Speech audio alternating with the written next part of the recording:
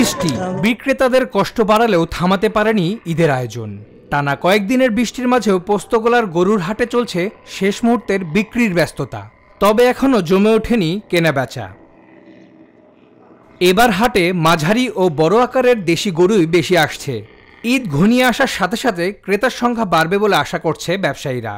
এদিকে বৃষ্টির কারণে বেশ বিপাকে পড়েছেন গরু ব্যবসায়ীরা।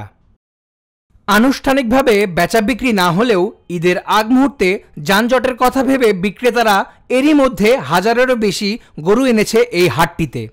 এই হাটে কুষ্টিয়া, ঝিনাইদহ ও চুয়াডাঙ্গা থেকে গরু বেশি এসেছে।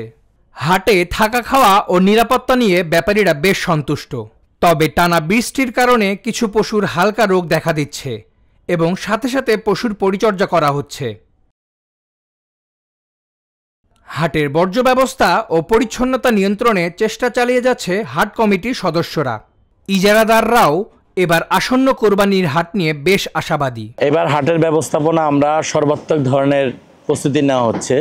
ভলান্টিয়ার পর্যাপ্ত পরিমাণ আছে এবং ওয়্যারলেস টিম আছে, মোটরসাইকেল টিম আছে এবং সিভিল টিম আছে এবং আমাদের বুথ চালু হচ্ছে। টাকা কার্ডের মাধ্যমে উঠানো, বিকাশের মাধ্যমে উঠানো, সব ধরনের সর্বোচ্চ এবং টাকা চেক করা, মেডিকেল টিম, ডাক্তার, সব ধরনের সুযোগ সুবিধা রাখা আছে।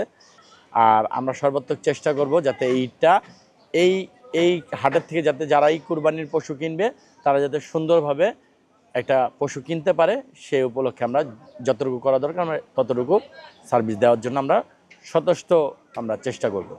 বৃষ্টি, কাদা আর বৈরী আবহাওয়া সবকিছু উপেক্ষা করেই পোস্তগোলার শ্মশানঘাট মাঠের গরুর হাট ঈদের আগে জমজমাট হয়ে উঠবে বলে মনে করে বিক্রেতারা।